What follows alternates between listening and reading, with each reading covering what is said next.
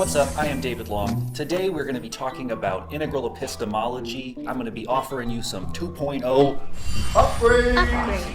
This is a complicated topic.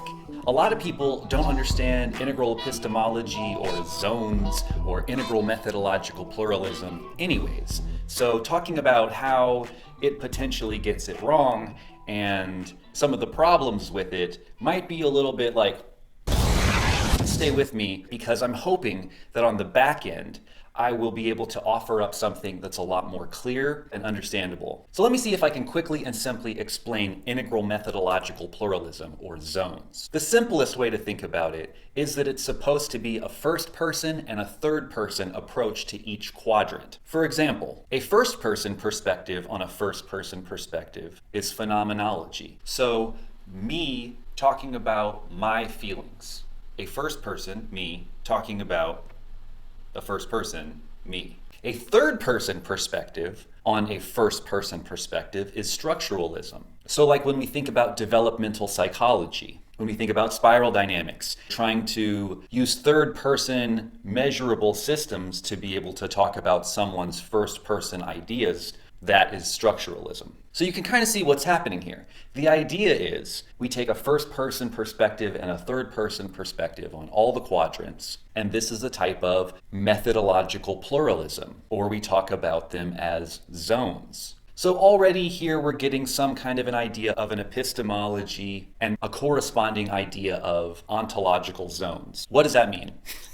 Let me try and break it down. Epistemology is how do you know? How do you measure? So these different measurement systems, methodological pluralism, different methods of measuring and embracing all of them. And ontological zones. Ontology is what is it? Different ontological zones are the quadrants, these different areas of reality that are measured in different ways. So different methods of measuring that correlate to different aspects of reality.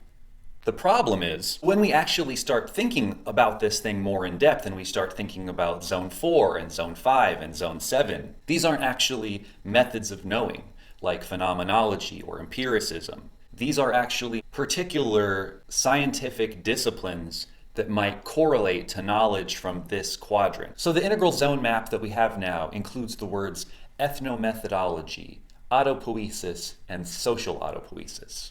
I had to look up these words, and it seems like a stretch. It seems like we need something to put in this space to make this map work. We need to go find what it is. It doesn't seem like an elegant map that connects to people because they know what it's talking about. So this word autopoiesis means self-generating.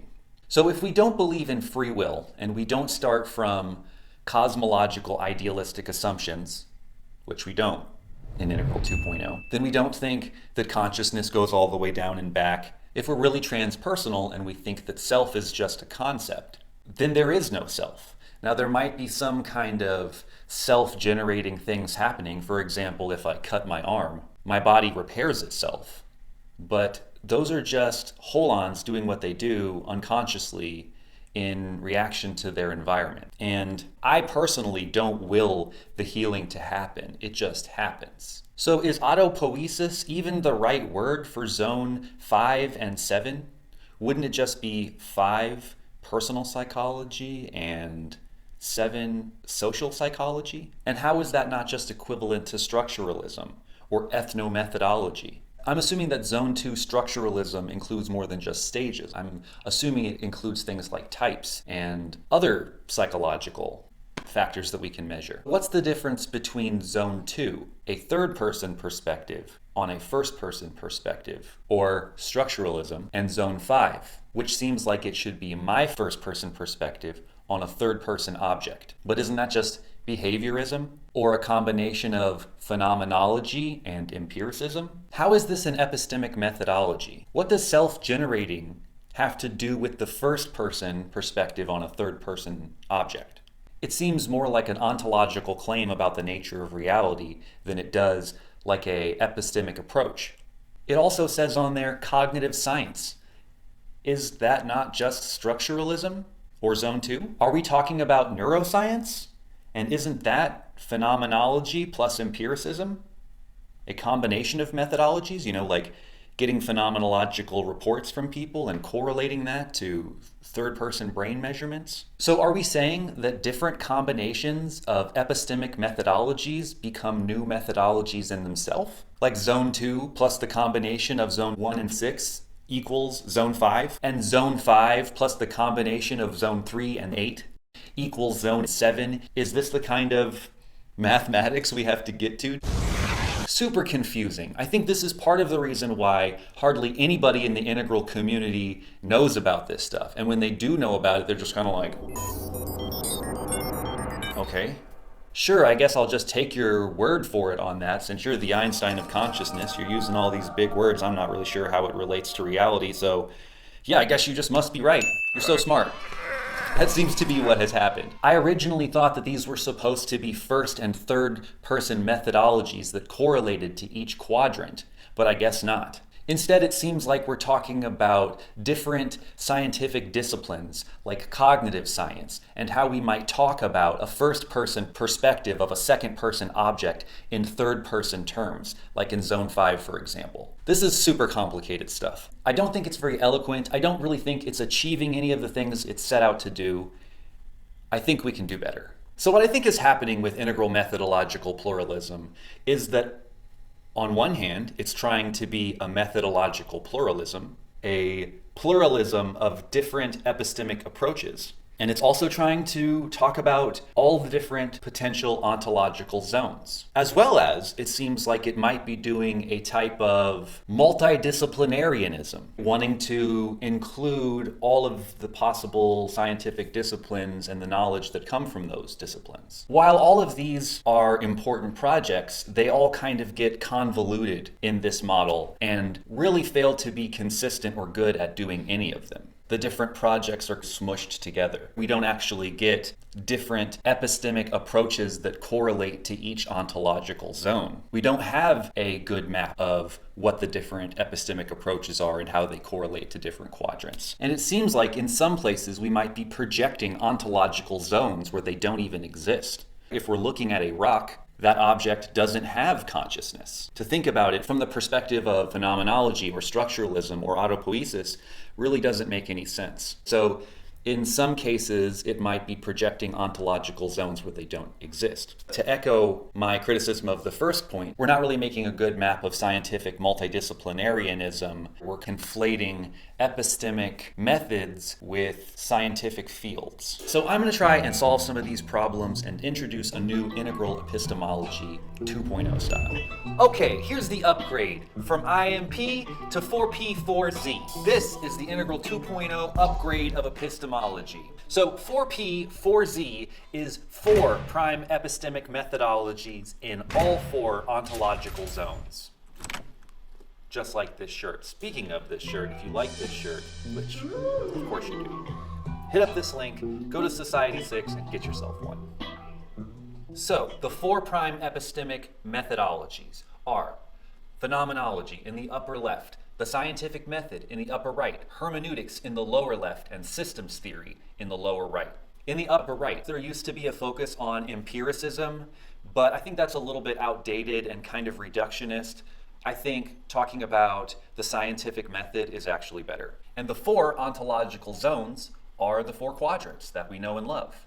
All 4 prime epistemic methodologies in all 4 quadrants, 4P and 4Z.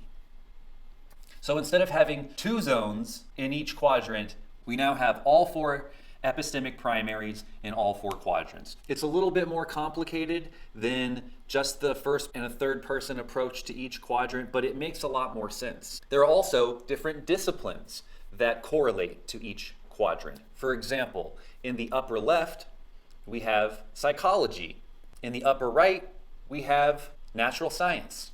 In the lower left, we have sociology, and in the lower right, we have philosophy. Each discipline correlating to each ontological zone also ends up favoring the correlating epistemic category. Psychology is concerned with studying the upper left quadrant, and it will favor upper left methodologies. The natural sciences study the upper right quadrant and favor the scientific method. Philosophy studies the lower right quadrant, which includes the rest of the quadrants, and thinks about things with systems theory.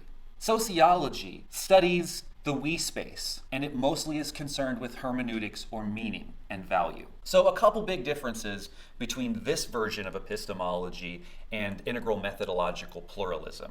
This new upgraded understanding of epistemology and ontology is much more informed by quadratic zoom and the fractal nature of the quadrants, and so it's just better than Wilber's previous inside and outside. Now we have actually all four quadrants in each quadrant, and a much better explanation of how neuroscience, or whatever the scientific discipline may be, how it would include different methodologies from different quadrants. If you want to see what quadrants within quadrants within quadrants looks like, this is integral zoom. And so you see the epistemology as a project in relation to these other projects. Epistemology, spiritual practice, ethics, and politics or governance. This is also an upgraded map, by the way.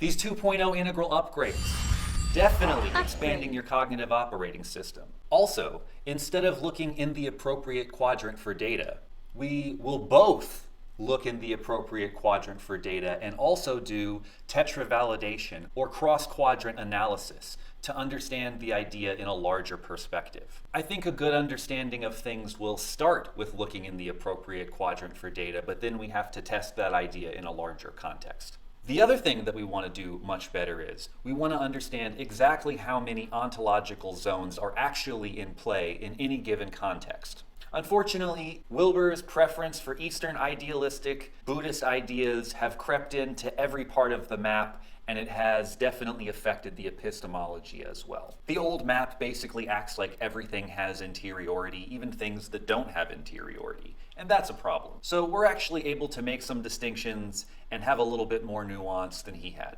Whenever we're looking at something, there's us that's looking, there's the actual physical context in which the thing is happening, there's shared meaning and values around the thing, and there's the thing being looked at. So there's always four quadrants in terms of context at play when we're looking at anything, right? And this is another part of the fractal zoom. So if I'm the thing looking, I have my own four quadrants at play. And then you have to take into consideration the thing that you're looking at. Does it have four quadrants or not? If it's not a sentient holon, then it doesn't. Meaning if it's not another living being, then it doesn't have all four quadrants. So depending on who's looking and what we're looking at in what context, the amount of ontological factors at play will change. So we don't just talk about 8 ontological zones and then get mixed up about whose interior we're looking at here. We understand there are 4 ontological zones, and also that there is a quadratic zoom in play. Quadrants within quadrants, factors within different aspects. And so we'll take all of those things into consideration and actually be able to speak much more clearly and understand much better exactly what the different factors are and how we can parse those apart and talk about them and know when a factor is relevant and to what extent and when it is not. So I don't really know what to name these contingent ontological factors. I don't think that's a good name. Contingent ontological factors, or cough, or I need an ontological lozenge. But seriously though, if you have some suggestions about what we should call these different contingent ontological factors, put your suggestions down in the comments. In summation, my friends, there are 4 prime epistemic methodologies, 4 ontological zones, 4 major independent scientific disciplines, and a contingent amount of relevant factors in any given subject. I think this is accomplishing all 3 of these goals that we previously spoke about in a much better way. It much more clearly explains the relationship between epistemology, ontology, and multidisciplinarianism. We have methodologies that correspond to each of the quadrants. We understand what exactly ontological zones are going on in any given situation. And we have a valid form of multidisciplinarianism. None of these projects are conflated, they're all honored, and they're all complementing each other in a very clear and concise way. So here pretty soon in the future, I'm gonna also do an educational video where I explain integral epistemology as if there was no upgrade, just as if this is the integral epistemology, and I'll teach you how to use the tool. So this is a brand new map. I'm submitting it to the community. We're gonna try it out. We're gonna test it. We're gonna refine it more. There are already integral epistemic distinctions that we've made, like looking in the correct quadrant for data and expanding that into this idea of tetravalidation. But there might be more epistemic distinctions that come out of the application of this map. And it's something that we're only gonna figure out in time. I am going to personally try and test this map, and I'm sure there's going to be some peer review after this video comes out, and we're going to hear all kinds of ideas from the community and potentially some criticisms as well. I'm going to take all that into consideration, potentially rework some things, and soon enough, I will be talking to you more about this integral epistemology in action. You can also download this new beautiful 4P4Z map. I will put a link for you in the description. This epistemology is much more clear and much more useful. Not only do I see this epistemology as a huge theoretical upgrade, I also see it as a huge aesthetic upgrade. Speaking of which, keep an eye out for the new Integral 2.0 map coming out in 2022. It will also have all new artwork and be a huge aesthetic as well as theoretical upgrade. We will have a new integral map with upgrades to each one of the elements, including this epistemology that you've seen today. If you have any more comments or questions, definitely hit me up down in the comments. Join the I Am David Long Friends and Fans group on Facebook, where all the best conversations around these topics are going down. Support me on Patreon if you like this Integral 2.0 stuff, if you like these upgrades. Please consider supporting. It would really help a lot in terms of our ability to be able to take this project further. Also, check out my recent talk with Layman about primacy that inspired me to make this video and to rethink epistemology, and where we talk about nested quadratic holons. Make sure you like, share, and subscribe. Thanks again for your time. Peace!